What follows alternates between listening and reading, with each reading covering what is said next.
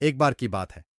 एक राजा अपने सिपाहियों के साथ जंगल में शिकार के लिए गया, लेकिन अचानक बारिश का मौसम होने की वजह से आकाश में अंधेरा छाने लगा। राजा अपने महल से भटक गया और सिपाहियों से अलग हो गया।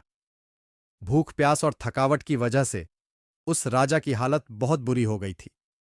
राजा बहुत परेशान हो गया, लेकिन कुछ वक्त बाद राजा को 3 बच्चे दिखाई दिए।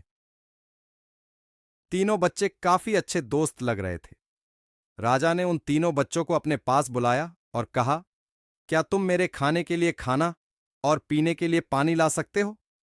ये सुनकर तीनों बच्चों ने कहा, जी, हम अभी घर जाकर आपके लिए कुछ लेकर आते हैं। ये कहकर तीनों बच्चे अपने गांव की तरफ भागे और अपने अपने घर से राजा के खाने के लिए काफी कुछ ले आए। राजा बच्चों के जोश और प्यार को देखकर बहुत खुश हुए और तीनों बच्चों से एक सवाल पूछा, बच्चों, मुझे आज तुम तीनों से मिलकर बहुत खुशी हुई है। तुम अपने जीवन में क्या करना चाहते हो?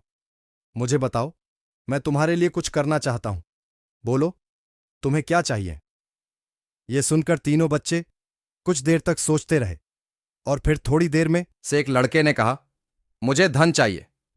मैंने कभी 2 वक्त की रोटी नहीं खाई, कभी अच्छे कपड़े नहीं पहने, इसलिए मुझे सिर्फ धन ही चाहिए। राजा ने कहा, ठीक है, मैं तुम्हें इतना धन दूंगा कि तुम हमेशा खुश रहोगे। यह सब सुनकर इस बच्चे की खुशी का ठिकाना नहीं रहा। अब दूसरे बच्चे की बारी थी, तो राजा ने दूसरे बच्चे से पूछा, बताओ, तुम्हें क्या चाहिए? दूसरे बच्चे ने कहा, मैं चाहता हूं कि मुझे एक बंगला और घोड़ा गाड़ी मिल जाए, क्योंकि मेरा घर छोटा है और बहुत बुरी हालत में है। यह सुनकर राजा ने कहा, ठीक है, मैं तुम्हें बंगला और घोड़ा गाड़ी दूंगा। अब तीसरे बच्चे की बारी थी, तो राजा ने तीसरे से पूछा, बताओ, तुम्हें क्या चाहिए? तीसरे बच्चे ने कहा, मुझे ना धन चाहिए और ना ही बंगला। मुझे आप ऐसा आशीर्वाद दीजिए कि मैं विद्वान बन जाऊं और शिक्षा पूरी होने के बाद अपने देश की सेवा करने के लायक बन जाऊं। जब राजा ने तीसरे बच्चे की बात सुनी, राजा तीसरे बच्चे से बहुत खुश हुए और राजा ने उस तीसरे बच्चे के लिए सर्वोत्तम शिक्षा का इंतजाम करवाया। तीसरा बच्चा बहुत मेहनती था, इसलिए दिन रात एक करके उसने पढ़ाई की और बहुत बड़ा विद्वान बन गया।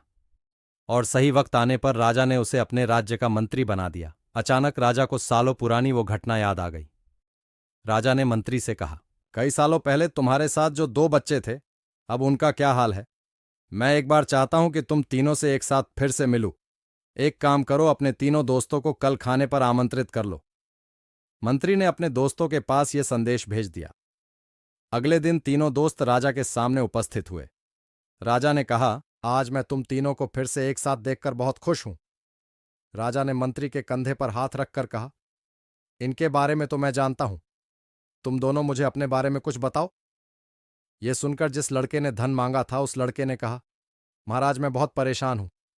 आपने जितना धन मुझे दिया था, उतना धन पाकर मैं बहुत आलसी हो गया और मैंने बहुत सी बेकार चीजों में अपने धन को बर्बाद किया और मेरा बहुत सारा धन चोरी भी हो गया। इसलिए मैं आज उसी हालत में हूं जिसमें आपने मुझे पहले देखा था। यह सुनकर राजा ने दूसरे लड़के से पूछा, बताओ, तुम कैसे हो? दूसरे लड़के जवाब दिया, महाराज, मेरा भी कुछ ऐसा ही हाल है। मैं तो अपने बंगले में बहुत खुशी और सुकून से रह रहा था, लेकिन कुछ वक्त पहले आई बाढ़ में मेरा सब कुछ बर्बाद हो गया। मैं भी उसी हाल में हूं जिसमें आपने मुझे पहले देखा था।